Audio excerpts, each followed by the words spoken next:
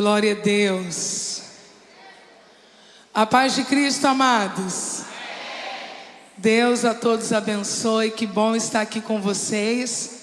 Pastor Marquinhos Menezes, meu querido amigo, pastora Lília, toda esta linda igreja. Estou muito feliz de poder estar aqui e adorar a Deus junto com vocês. Gente, que presença gloriosa.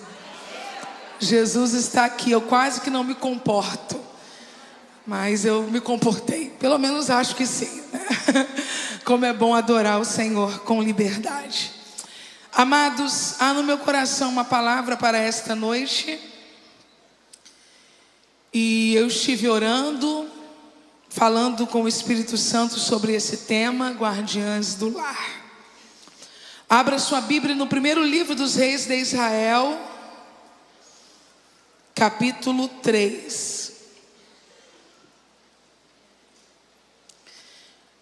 Esta última semana passada, eu tive a oportunidade de lançar um livro. Tive a alegria de tê-la lá, não é, comigo. Dei uma passadinha lá na noite em que eu lancei o livro na Bienal do Livro. E esse livro tem muito a ver com a minha vida, com a minha história, com coisas que eu tenho aprendido com Deus. Libertando a alma, a jornada do perdão.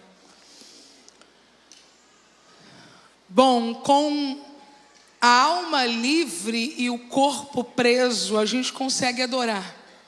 Paulo e Silas adoraram. Mas com o corpo solto e a alma presa, é muito difícil. O salmista, ele orou, e é um dos textos que eu uso aqui, dizendo: tira a minha alma da prisão, para que ela te louve. Deus tem um caminho de liberdade para a gente, e quem quer trilhá-lo, eu acredito que esse livro poderá ajudar. Ao lado da Bíblia, obviamente, a Bíblia no centro, esse livro poderá abençoar você. No finalzinho vai estar disposto ali, e eu terei a alegria de fazer uma dedicatória àqueles que vão adquirir. Libertando a alma, a jornada do perdão, e crescendo com as mulheres da Bíblia, que algumas de vocês já conhecem, outras não. São 3 mulheres da Bíblia, lições que vão abençoar você. Primeiro livro dos Reis, capítulo 3. Quem já encontrou, diga glória a Deus. Versículo 16. Então 2 prostitutas foram falar com o rei Salomão. Apresentaram-se diante dele, e uma das mulheres disse: ah, meu senhor, eu e esta mulher moramos na mesma casa, onde dei à luz um filho. No 3º dia depois do meu parto, também esta mulher teve um filho.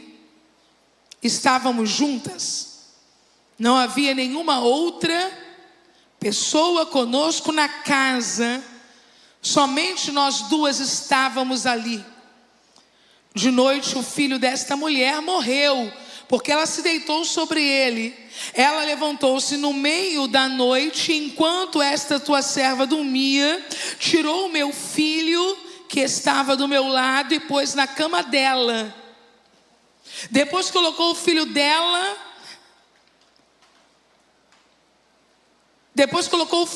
o filho dela morto nos meus braços.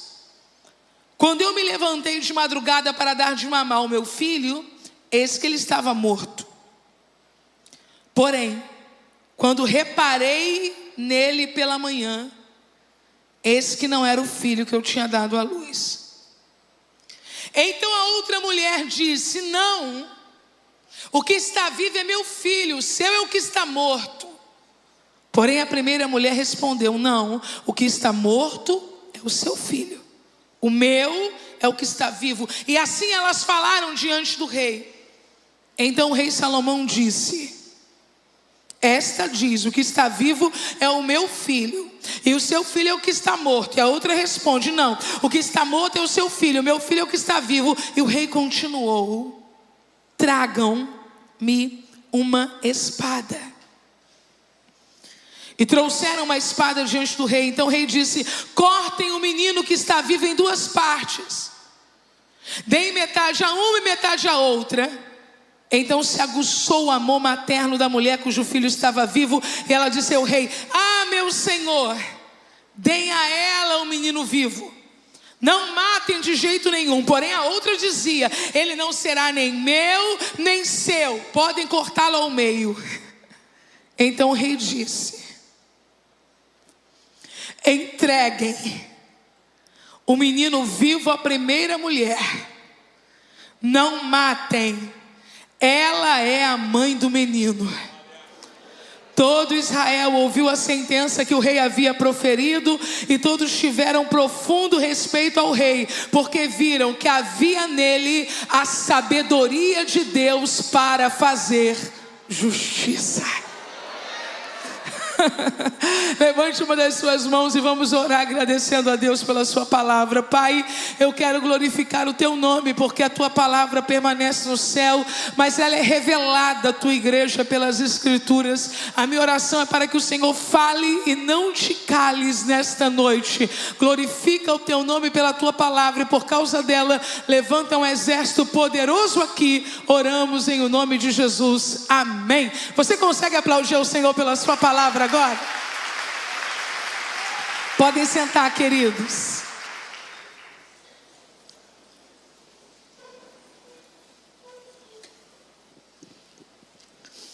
Deus deu a Salomão sabedoria. Deus deu a Salomão sabedoria. Deus apareceu a Salomão em uma visão, em um sonho.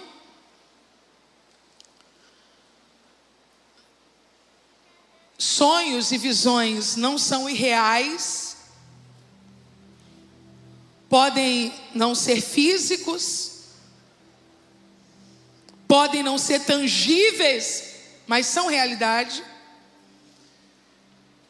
Salomão havia feito um sacrifício tão grande que necessitou de um altar que tivesse suporte para receber aquele sacrifício. E depois que ele entregou ao Senhor aquele sacrifício,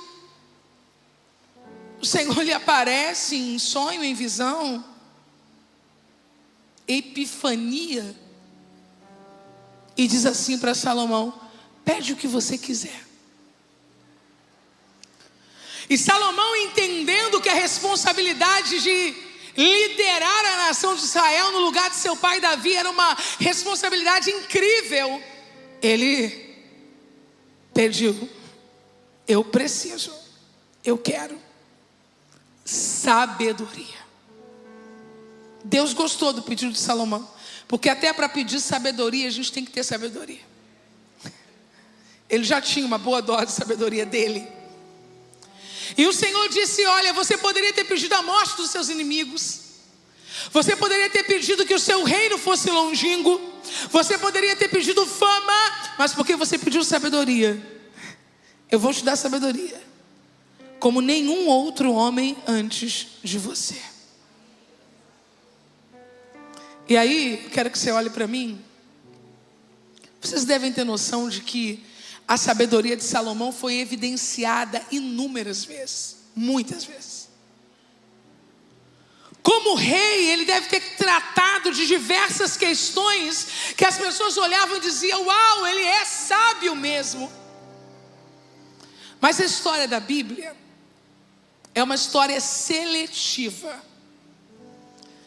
A Bíblia não conta tudo o que aconteceu no reinado de Davi, tudo que aconteceu no reinado de Salomão, tudo, não.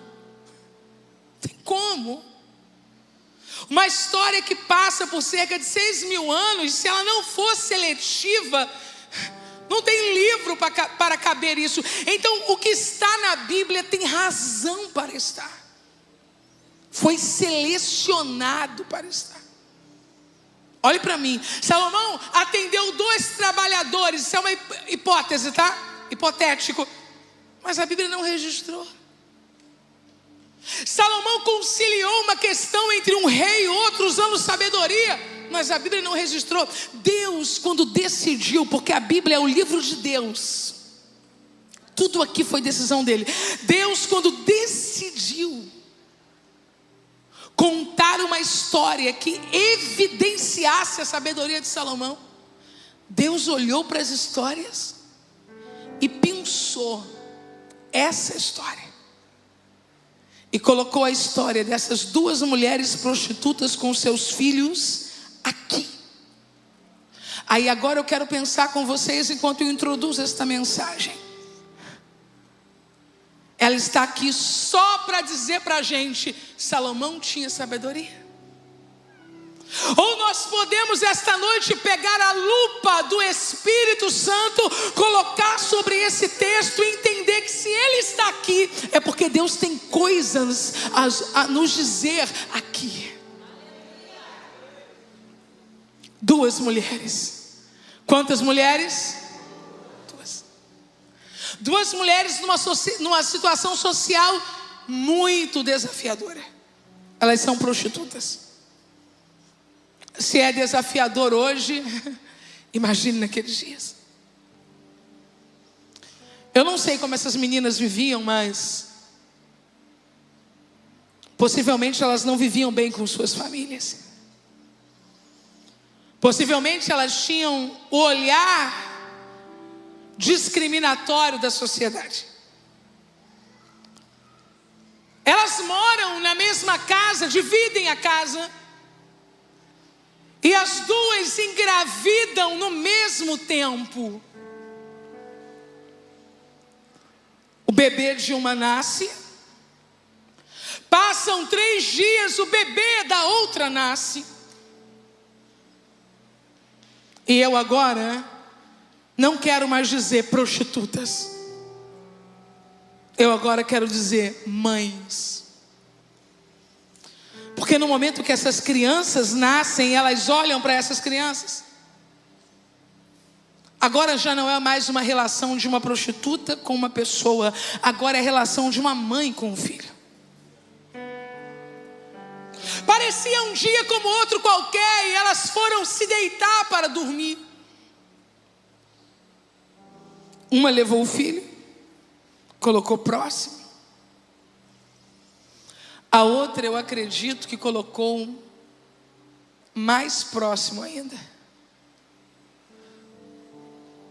E não é raro que a gente termine machucando severamente quem nós gostaríamos de proteger.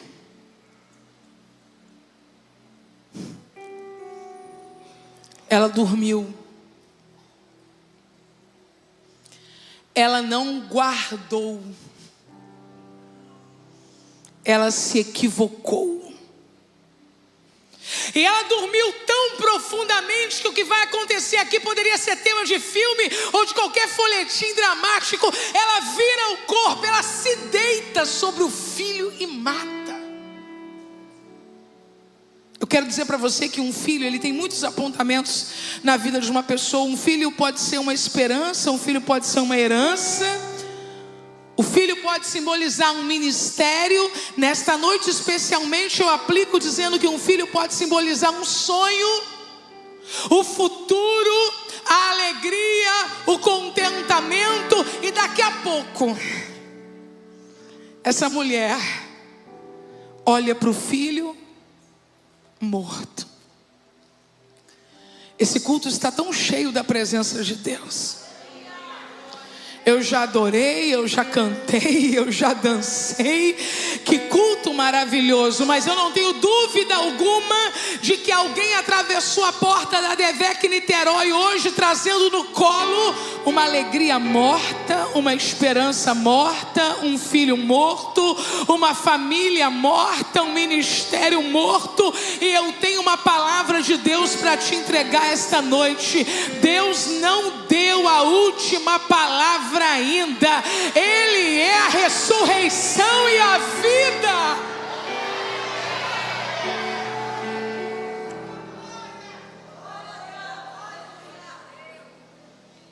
Essa mulher, ela compõe o povo de Israel. E dentro desta cultura palavra de Deus.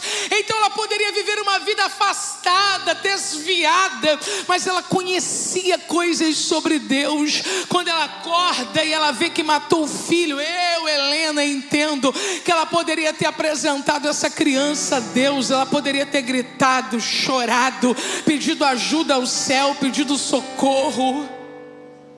Só que a mente dessa mulher vai para o caminho mais fácil, ou pelo menos aparentemente mais fácil. Morreu, não serve mais.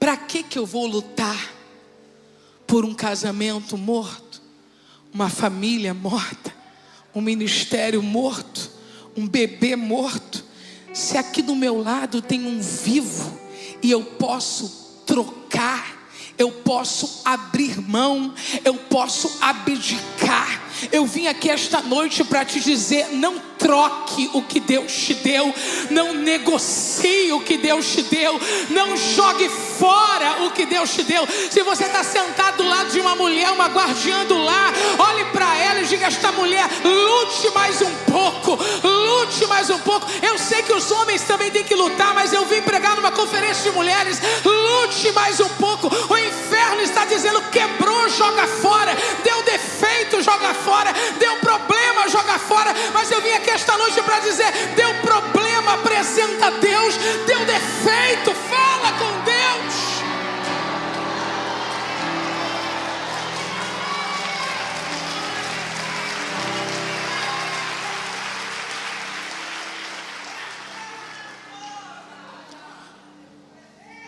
No outro quarto, ou na outra cama, não sei como era a disposição da casa, tem uma mulher dormindo.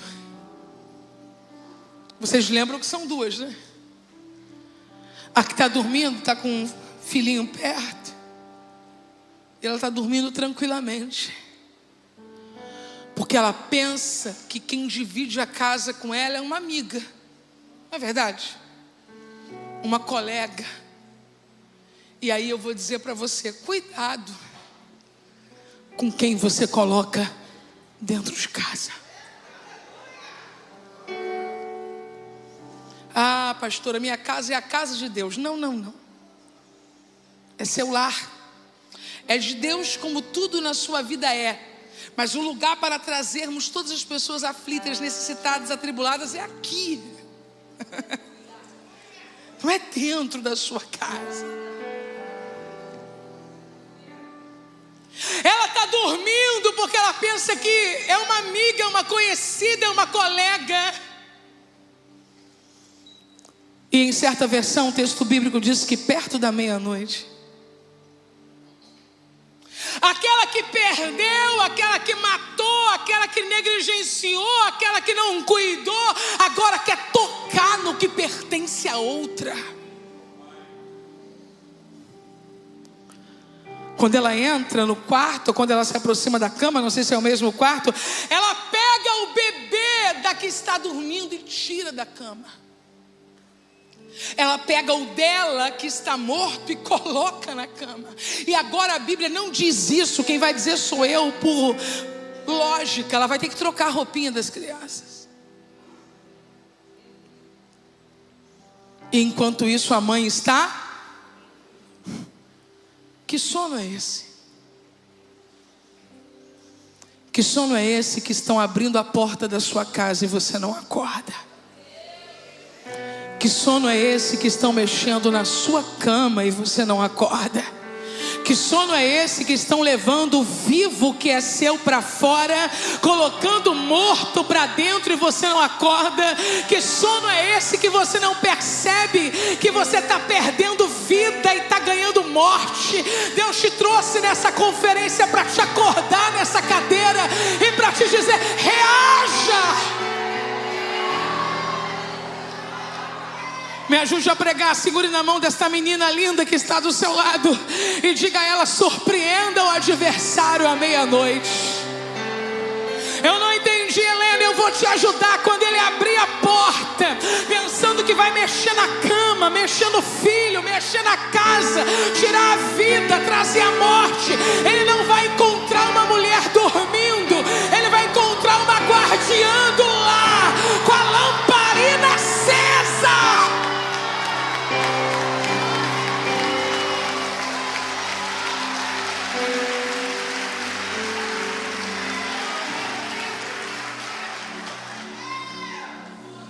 Ela continua dormindo. Mas daqui a pouco chegou a hora do bebê mamar. Eu não sei se ela levantou, se ela tentou dar mamar para ele deitada mesmo. Só sei que quando ela puxou o bebê,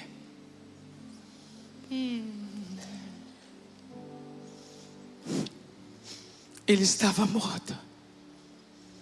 E na cabecinha dela, olhe para mim, quem está morto? O filho dela.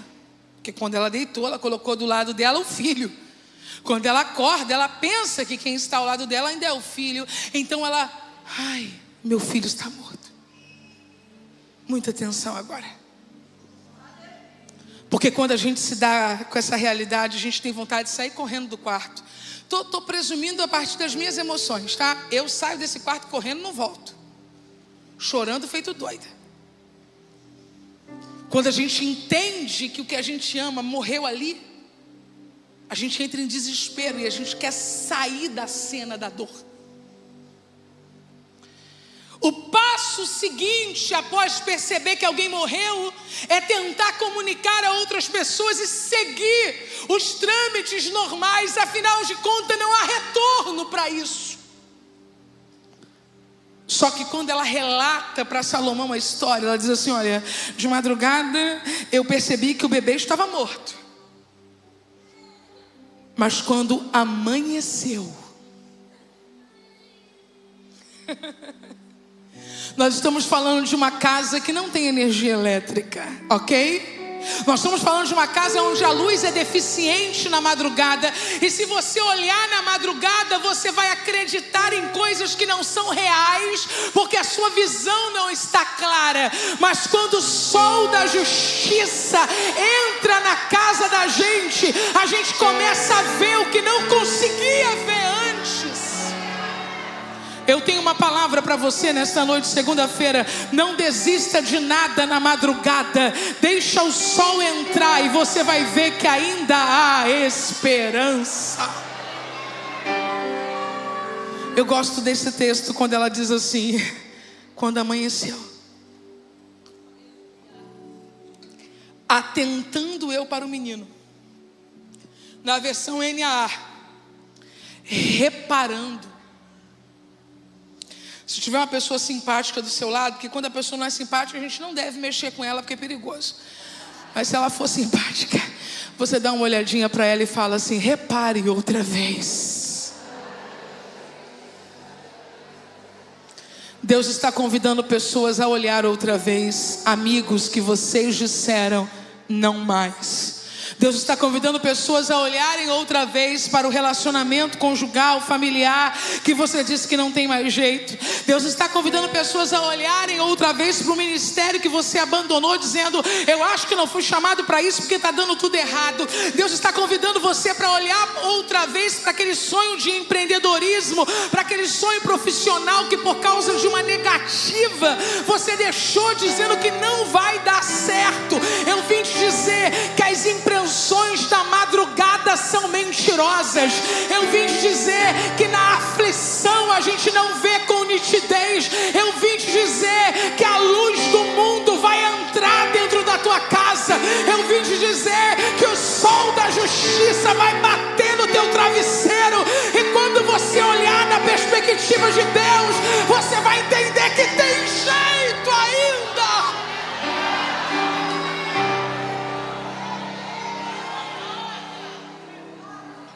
Ela foi olhar de novo. Fique com esta frase: olhe de novo, olhe de novo, olhe de novo. Ela foi olhar de novo. E ela disse assim: quando eu fui reparar, não era o meu filho. E quando ela vai olhar que não é o filho dela, e quando eu olho e vejo, não é. Qual é o grito que nasce no nosso coração, gente? Se esse não é meu, o grito que nasce é: eu quero o meu de volta. Deixa eu tentar conduzir você nesse caminho profético dessa aplicação que eu estou fazendo. Olhe para mim. É você olhar para aquele filho. Agora eu estou falando de filho. Que sempre foi amável, cortês, inteligente, aplicado. E que hoje está fazendo cada coisa. É você olhar para ele e você falar para você: esse aí não é o meu filho. É você olhar para esse homem que sempre foi solícito, presente, amável, protetor, e que agora anda dizendo umas coisas. Você olhar para ele e você dizer para você: esse aí não é o meu marido. É você olhar para sua esposa, que sempre foi dócil, amável, acolhedora, e que hoje se coloca numa posição arredia, difícil, e você dizer para você mesmo: essa não é a minha esposa. Porque quando eu começo a reconhecer que o que está diante de mim não é o que Deus originalmente me deu, nasce dentro de mim um impulso que o Espírito vai gerar aqui essa noite. Qual? Eu quero o meu de volta. Levante a sua mão mais alto que você puder, e no 3 você vai dizer isso comigo: eu quero o que é meu de volta. O que eu quero, Helena? Eu quero minha casa de volta, meu ministério de volta, minha alegria de volta, minha família de volta, meu esposo de volta. Porque algumas vezes não é nem o outro, sou eu mesmo. É eu olhar no espelho e dizer para mim: Helena, essa aí não é a Helena que eu conheço, paralisada, declinando, desistindo. Eu quero a minha vida de volta. Essa noite você já está com a mão erguida. No 3 diga: eu quero o que é meu de volta. 1, 2, 3. Deus está entrando nessa batalha junto com você.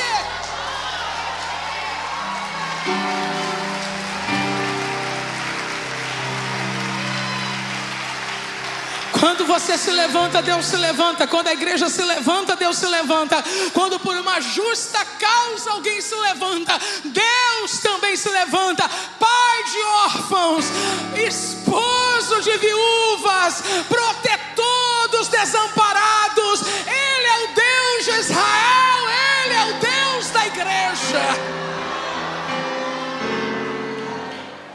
De madrugada, estava amanhecendo, de camisola. Helena, onde é que está escrito na Bíblia que eu estava de camisola? Lugar nenhum, eu que estou falando. Porque se sequestram teu filho dentro de casa e a sequestradora está com você, minha irmã, você não troca nem de roupa. A Bíblia diz que não havia estranhos na casa, ela não tem uma testemunha a favor dela. Não há possibilidade de pedir exame de DNA para comprovar. Ela não tem nada a não ser um grito na garganta para soltar: eu quero o meu. Eu imagino que elas ficaram dentro de casa nessa angústia: me dá o meu. Não, não é teu, é meu.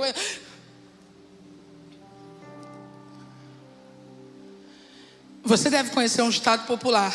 Ditado popular, tá? Não está na Bíblia não. Que roupa suja se lava onde? Nem sempre. Tem manchas que em casa a gente não consegue lavar. Nós, outros, né? Porque tem os que se dão bem com os reality shows. Nós outros, a grande parte da população, a gente não quer a nossa vida divulgada, exposta, observada. Sobretudo com dramas, com dificuldades. A gente quer ficar ali e tentar resolver tudo ali. Só que algumas vezes a gente vai precisar perceber que não vai resolver em casa. Que só tem um jeito de resolver: abrir a porta e correr para a presença do Rei. Que dia é hoje, gente? 11 de setembro de 2021. e 23. Algumas coisas começarão a acontecer, outras serão impedidas de acontecer, porque você teve coragem de abrir a porta de casa e chegar aqui na presença do Rei esta noite. Me ajude a pregar, diga para pelo menos 2 pessoas: ainda bem que você veio. Ainda bem que você não permitiu que os laços te prendessem em casa, que a dor te prendesse em casa, que a vergonha te prendesse em casa, que os afazeres te prendessem em casa. Existem guerras na nossa vida que parece que o sofá abraça a gente, a cama abraça a gente, mas essa noite o laço partiu e você escapou.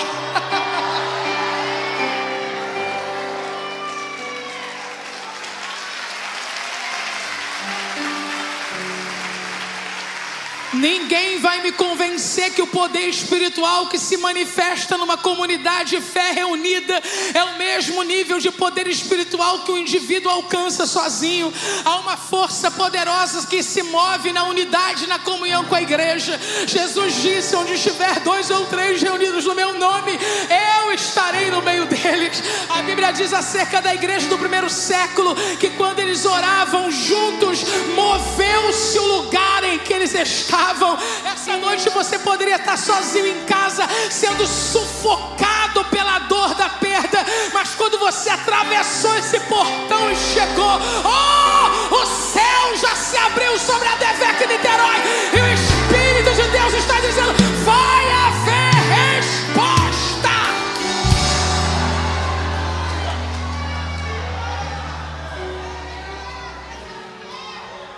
Deve ter chegado as 2 enroladas na frente do rei. Era uma audiência pública, gente. Tinha fila, tinha gente com tudo quanto é problema.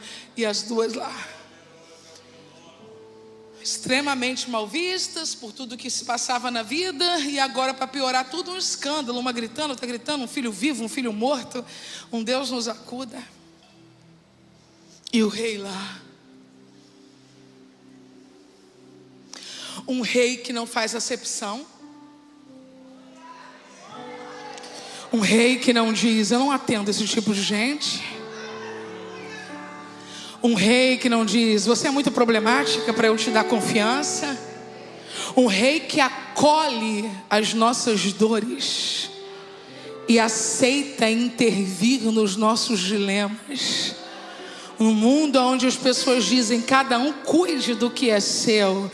Deus está cuidando do que é nosso essa noite. As 2 chegaram e eu suponho que o rei tenha começado dizendo: contem a história. E uma começou a contar. Mas uma contava de um jeito, pessoal, e a outra contava de outro. E você sabe que existem pessoas que contam mentiras com tanta veemência que a gente fica meio confuso, não é verdade? Você olha assim: é ou não é? E as 2 contavam uma história muito diferente, mas convergente num ponto e divergente no outro. Convergente no ponto em que as 2 diziam: somos mães dessa criança. E divergente no ponto em que uma dizia: não. O dela é o morto, o meu é o vivo. E a outra: não, o meu é o vivo, o dela é o morto.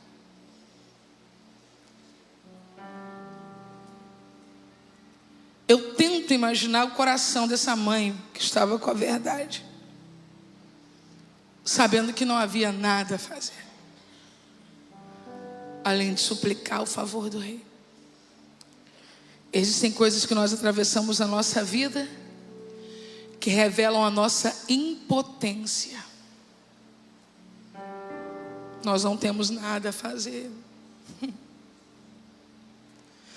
O rei olha para aquelas 2 mulheres: então o vivo é seu, o morto é dela. Não, é o contrário.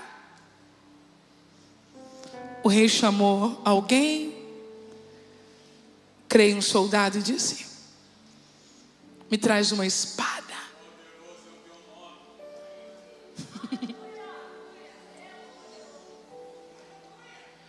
Já, vou parafrasear, tá? Já que o filho é de uma e de outra, Corta no meio.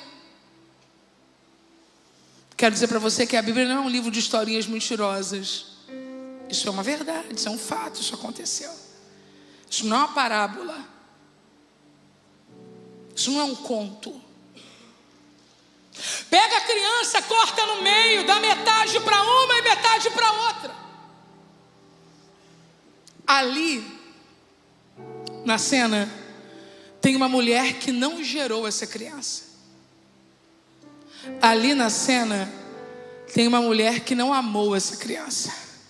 Ali nessa cena, tem uma mulher que não tem nenhum comprometimento emocional com aquela criança. E sabe o que ela vai dizer? Isso mesmo! Nem meu, nem dela, de vida. As pessoas dizem para você: desiste. Que elas não sabem o quanto custou chegar até aqui. Elas avaliam o seu casamento pelo patrimônio. Quanto custou o apartamento? 500 mil. 250 para cada um. Não, você não está entendendo.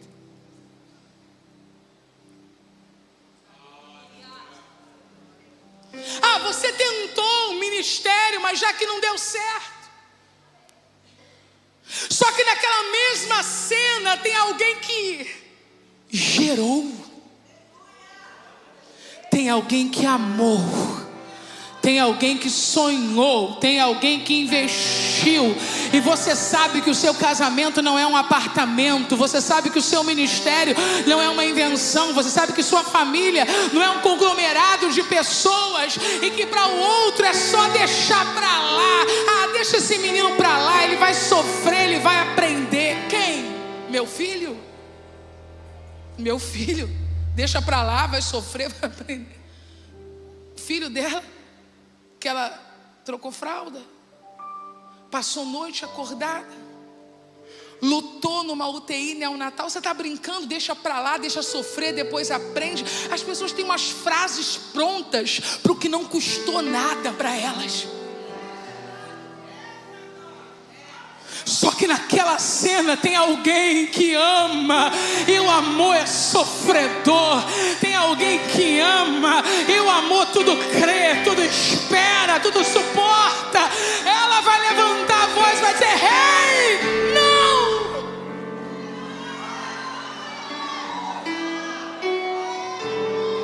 Não se envergonhe de lutar pelo que você ama. Não se envergonhe de lutar pelo que você acredita. Não se envergonhe de gritar pela sua família, gritar pelos seus filhos, gritar pelo seu ministério, gritar pela sua casa. Não se envergonhe. Não, rei. Não mate de modo nenhum. Dê a ela. Entende que ela prefere perder para ela do que ver se extinguir. Esse amor que nunca abre mão de nada. Esse amor que, se não for meu, não vai ser de ninguém. Esse amor cheio de manipulação não é amor. Mas o rei, quando ouve ela dizendo: "Dá a ela", tem coisas que, se você não se posicionar, você vai ficar com um pedaço, um fragmento. Chega uma hora na vida que você tem que entender que metade não serve. Cutuca alguém e fala para essa pessoa: metade não serve. Para de aceitar fragmento de coisa, pedaço de coisa. É seu e é de todo mundo. É seu, mas não é seu. É seu e é da outra, e você pegou um pedaço. Pelo amor de Deus, tem hora que a gente tem que olhar para o Espírito Santo e falar: eu não quero metade, metade não serve.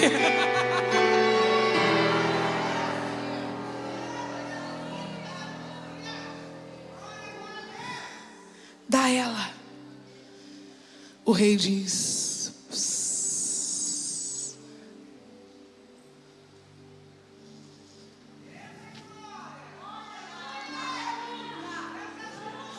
recolha a espada,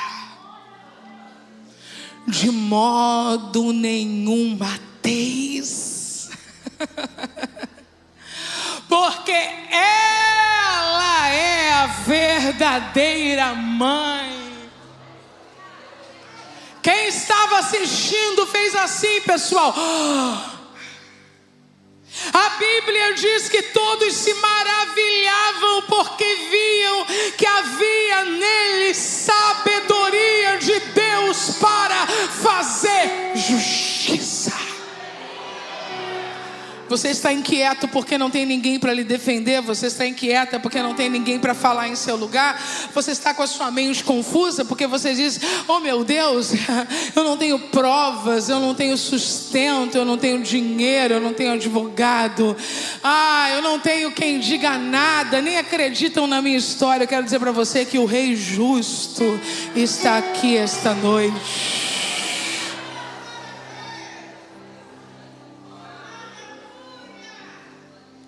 Eu não sei o tamanho daquela criança, nem posso tentar inventar isso. Mas eu sei que um recém-nascido, que eu suponho que seja, nasceu 3 dias depois, mas não diz com exatidão o tempo em que isso se deu. É pequeno. É pequeno.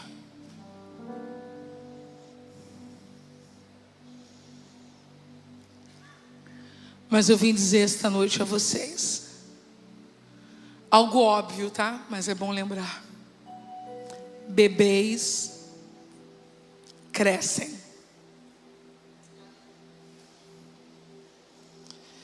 Talvez hoje a sua luta por alguma coisa pareça sem sentido pelo tamanho, pela expressão.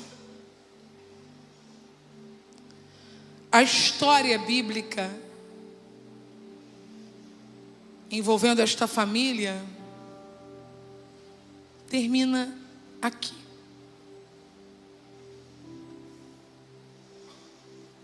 Mas eu estou certa de que essa criança cresceu. Eu imagino, e quando eu imagino eu aviso, essa criança indo para a escola,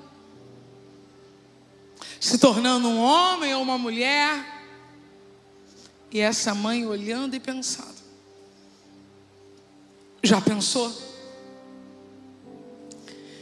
Se naquele dia eu não tivesse voltado ao quarto, se naquele dia eu não tivesse olhado de novo, já pensou se eu tivesse vergonha de gritar e abrir a porta? Imagine se eu não tivesse ido até o rei, se eu tivesse deixado a espada transpassá-lo. Talvez algumas coisas não façam muito sentido a você hoje, mas daqui a um tempo você vai perceber que valeu a pena